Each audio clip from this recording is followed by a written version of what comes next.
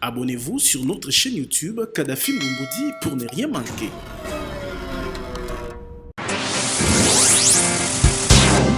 Kin Live, magazine proche du Kinois. Kin Live, la vie à Kin. Mbote bandeko balandi pe matondo kolanda bansango nanzela magazine proche de Kinois à Kin Live. Sénateur Modeste Bahati nde candidat ya Union Sacrée na maponami to présidence ya Sénat et celui kozala confirmé na liyangani wapi mokonzi ya mboka ebaki na koyamba bureau d'âge 5 millions ya misolo ya Amerika ezali libulu bureau mambole oyebi na kokuta na Sénat pe basengeli kofuta na BCDC Mambima Soana ebaki kotalisama na mokonzi ekolo Félix Tshisekedi Tshilombo bayekoli ya bitelo ya se ezala likolo basengeli kozongela na mpwasa lundi 22 février 2021 Malakisi ministre ya Malakisi ya se Willy Bakonga Wilma abin na kotalisa manaka to calendrier réaménagé ya Malakisi ya bitelo ya se pe ya secondaire simako contrôle ville ya Kinshasa ekolo RDC Afrique pe mokili toya kaliboso na bino pona otalisa manso tokutana kinango ignorance à la terre moko na moko ayeba bokobe masolo nde tolobi Kin Live magazine proche de Kinois. Kin Live, magazine proche du Kinois. Kin Live, la vie à Kin. Ote ba papa ba mama bana ya Kinshasa pe matondo nde bozali kokoba kosala confiance na bansango ya lingala ya Kinshasa Kin Live édition ya lelo ekofungwa na bilili oyo. Endimisami professeur Modeste Bahati nde candidat na présidence ya bureau définitif ya Sénat nsango oyo endimisami liboso mokonzi ekolo Félix Tshisekedi Tshilombo wapi ayambaki bureau d'âge pe sénateur Modeste Bahati Lukwebo. Professeur Modeste Bahati Lukwebo nde aponami candidat ya Union Sacrée na motu ya Sénat nsango oyo ndimami na bokutani ya mokonzi ekolo Félix Tshisekedi Tshilombo na bureau d'âge ya Sénat oyo ayambaki vendredi 19 février wapi sénateur Bahati Lukwebo pe azalaki Riguen Bakonga rapporteur ya Sénat atalisi boye. Nous sommes de l'Union Sacrée, la vision prônée par le président de la République, c'est du bien-être de la population congolaise.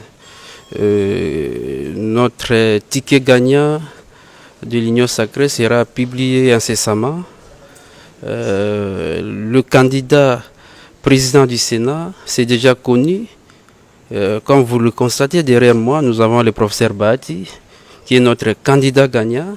Kotalisaka mambi mususu balobeli na mokonzi ya mboka, molobeli ya bureau d'âge ya Sénat, atalisi ete basemboleli Félix Tshisekedi mabunga ebele bakuti na suku ya likolo ya bakelmi beko ekolo Congo RDC.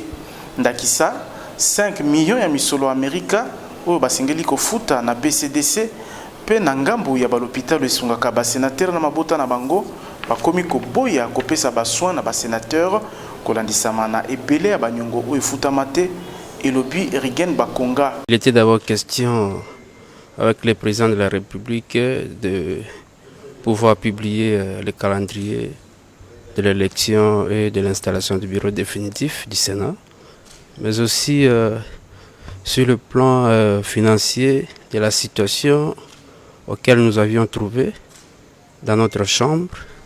Il y a découvert de 5 millions de dollars que le Sénat doit à la banque BCDC, mais aussi des factures néfastes des hôpitaux qui ont écrit à la questure du bureau d'âge. Na mokonzi ya mboka bureau d'âge na bokambami honorable Mamboleyo balobeli pe manaka ya maponami ya bureau définitif ya Sénat pe likambo ya motion contre premier vice-président Sami Badi Banga manso ekotalisama na mpwasa na manaka oyo bureau ekobimisa mikolo mizali koya tolobi tibo koyoka. Kin Live, magazine proche du Kinois. Kin Live, la vie à Kin. Totikala na mambi matali Sénat 84 sénateurs ya majorité baebi na koyokana na lolenge kani ba poste ya bureau définitif esengeli e kabolama pona Modeste Bahati Lukwebo o azalaki na liyangani etikali kaka manaka ya maponami ebana kobima. Sima ya kozwa bureau définitif ya Assemblée nationale pe kozwa premier ministre ya sika etumba ya suka ya Union sacrée de la nation ezali kovandisa bureau définitif ya Sénat nantina oyo 84 sénateurs o bazali ko s'identifier na majorité ya sika bayanganaki pona kotala bayeba kosala ticket ya Union sacrée de la nation. Sénateur Modeste Bati Lukwebo atalisi na suka eliangani ete boyokani ezwami pe bakaboli na lolenge oyo. Les 84 sénateurs de l'Union sacrée de la nation se sont retrouvés aujourd'hui pour échanger sur la question du ticket au bureau du Sénat. Et comme vous l'avez suivi, tout s'est passé en toute démocratie de manière à ce que les uns et les autres expriment leurs ambitions. Et je suis heureux de constater qu'un consensus s'est dégagé pour que les 7 grands ensembles soient représentés au bureau du Sénat. Vous avez le Grand Kivu, vous avez le Grand Kasaï, vous avez le Grand Équateur, vous avez le Grand Katanga, vous avez le Grand, disons, le Congo central et la ville de Kinshasa, qui sont réservés à l'opposition. Vous avez la Grande Orientale pour le poste de questeur. Vous avez le Grand Bandundu pour le poste de questeur adjoint. Et donc nous venons de nous mettre d'accord. Il reste que le calendrier soit publié par le bureau d'âge et nous allons tout de suite nous y mettre. Voilà l'objet de la réunion. Naboye manso mabongisami etikali be manaka ya maponami ebima na mpwasa kasi na kotala na misu etumba ya maponami ekozala penza te pamba te awa nyonso ebongisami etikali kaka bokoti na ngo na mosala tolobi ti bokoyoka. Kin Live, magazine proche du Kinois. Kin Live, la vie à Kin. Président de l'Assemblée nationale Christophe Mbosso Koudiakwanga et puis na kokuta na chef spirituel peu représentant légal il y a église kimbangiste Papa Simon Kimbangu Kiangani oya sengi mabondeli likolo ya mboka mokonzi ya mboka pe Assemblée nationale. Nase ya fanfare kimbangiste nde mokonzi ya Assemblée nationale Christophe Mbosso Koudiakwanga ambamaki na quartier général ya église kimbangiste na Kinshasa.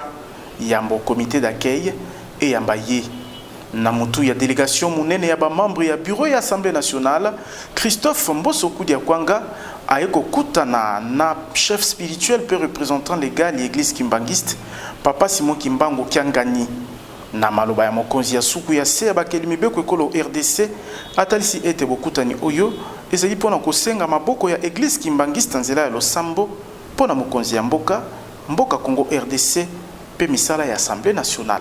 Venu en tant que membre d'une institution rencontrer son éminence, le représentant légal, le père spirituel de l'église kimbangiste, pour lui demander, comme nous l'avons fait chez les autres églises, solliciter son soutien, solliciter les prières de l'église kimbangiste.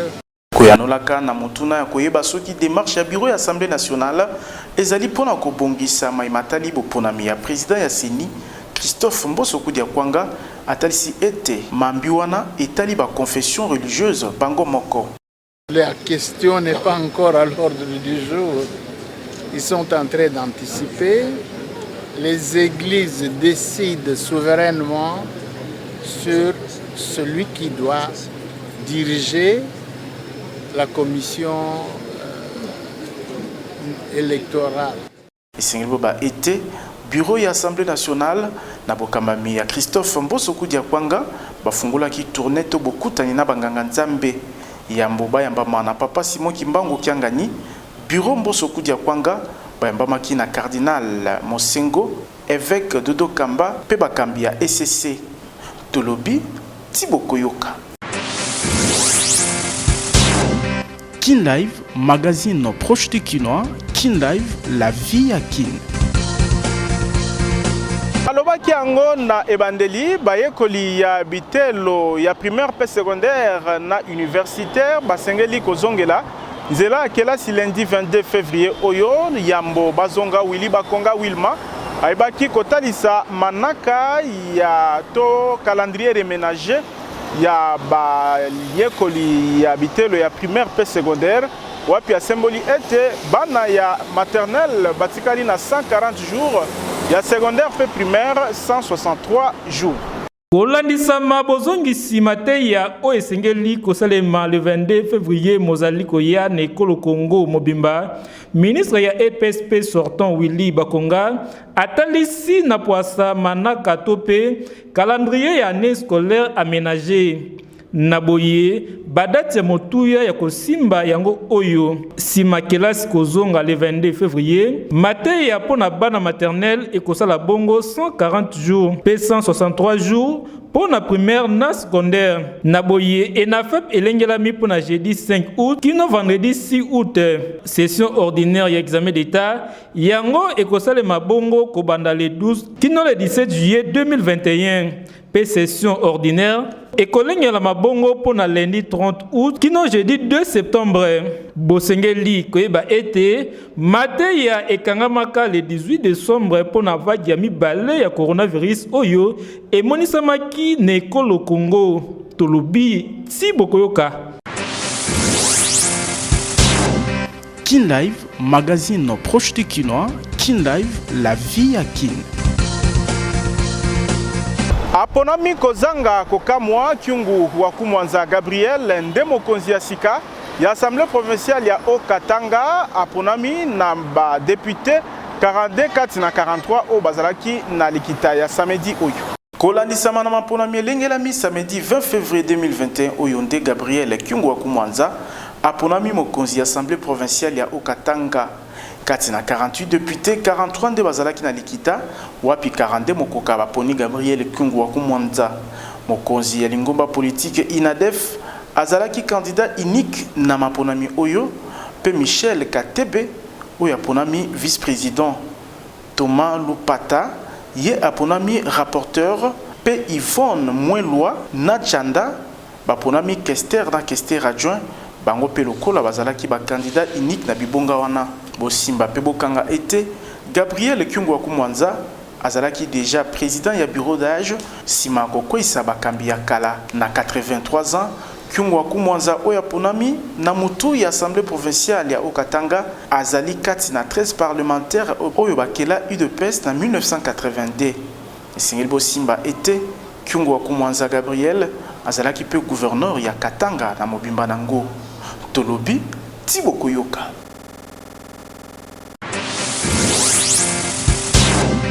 Kin Live, magazine proche du Kinois. Kin Live, la vie à Kin. Unique lisanga ya minganga to ba infirmier ekolo Congo démocratique ba bi na kopesa feuille de route na mbula matadi ekolo Congo démocratique na nzela ya secrétariat général ya santé samedi 20 février oyo na libako ya mokolo molongo mobimba ekundolaka justice sociale secrétaire général ya unique Joseph Kibangula aibi na kotalisa ete lolenge ya kobika ya minganga ya Congo RDC sengeli ebongwama. Eponama na likita ya Oni uta 2009 po ete le 20 février ya mbula nyonso molongo mobimba ekundolaka likambo ya justice sociale na libako ya édition 2021 ya molulu oyo unique lisanga ya minganga ekolo Congo démocratique na bokambami ya secrétaire général Joseph Kibangula basili kopesa feuille de route na bango na secrétariat général ya ministère ya santé po ete ekoma na mokonzi ya mboka Félix Tshisekedi Tshilombo. Feuille de route oyo ezali mbuma ya misala ya unique ya poso mibale wapi bazali kolukambola matadi abongisa mosala pe lolenge ya kopika ya minganga to ba infirmier ekolo Congo démocratique pamba te pona bango mosala ya munganga ezwamaka na motu ya te na leta. Biso syndicat ya ba infirmier unique tobandaki misala na biso ya syndicat activité ya mbula oyo le 6 février to annonsaki que le 20 tokozongisa feuille de route oyo ekokende na biro ya tata mokonzi ya mboka na biso Félix Antoine Tshisekedi Tshilombo. Yango wana tolengelaki feuille de route na biso ya makambo nyonso oyo tosali na gouvernement oyo eleka, c'est-à-dire na cadre ya ba négociation. Tokamati nyonso wana toti na kaye mobimba, totindeli chef de l'État parce que yende azali garant ya nation. Po na nini chef de l'État? Po mbala ebele to signé déjà 7 protocoles na gouvernement, mais eloko moko esala makate. Et yango wana tango to bimaki na congrès ya 2019 tolobaki ete il faut to sala manso to mona tata mokonzi ya ekolo Félix Antoine Tshisekedi, mais ngonga ezalaki ko pesa biso ba opportunité wana te.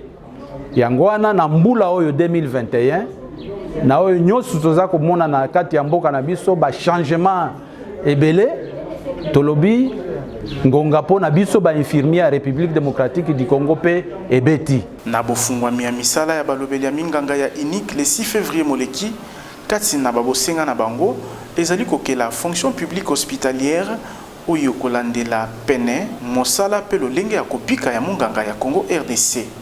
Tolobi Thibaut Koyoka. Kin Live, magazine proche du Kinois. Kin Live, la vie à Kin. Bayi Lamuka, Baebi Kotelemela Maloba, ya ambassadeur ya Rwanda Nekolo Congo démocratique pour Nabango, ezali normal te na mambi matali bana RDC, mopaya ayeba na komiko tisa, basalaki marche, liboso ya ambassade ya Rwanda, wapi basukaki na kupanzana na police, Prince Penge moko ya bakadre ya Lamuka, mokonzi ya lingomba politique ya kati ya Lamuka, ye aibaki kokangama lokola ata moyibi na police.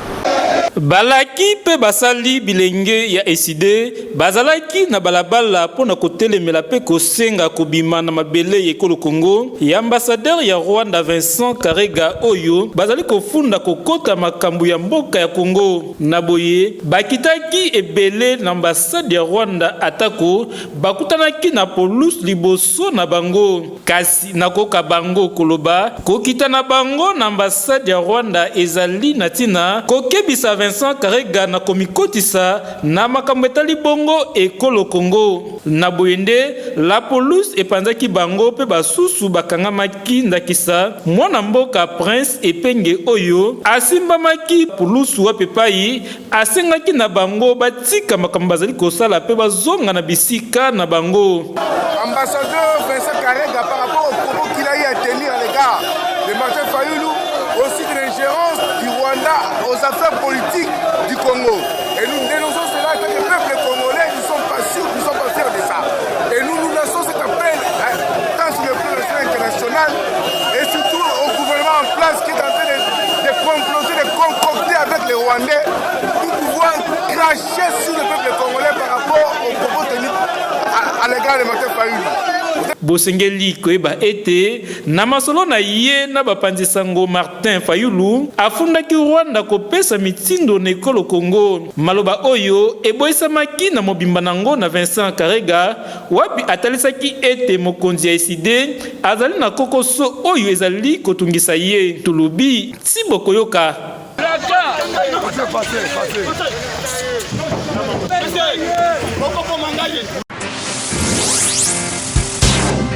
Kin Live, magazine proche du Kinois. Kin Live, la vie à Kin. Kin Live ya lelo suki awa tozalaki na sengo ko présenter bino ango bomo meseno pe totondi bino botondi na fidélité bozali kokoba kotalisa na manaka ya bana ya Kinshasa totondi équipe technique na rédactionnelle sima caméra ezalaki Gelor Tawa bakase kosi la bongo tetika topesa mbotama elamu na Beyor de Mbumbudi o a soufflé na bougie na ye ya yambo ya bomoi. Kin Live mobimba penga email papa Kadafi Mbumbudi totombelio mbotama elamu Beyor de Mbumbudi l'autorité botika na kimia tokutani lobby na masolo asika. Kin Live, magazine proche du Kinois. Kin Live, la vie à Kin. Abonnez-vous sur notre chaîne YouTube Kadhafi Mumbudi pour ne rien manquer.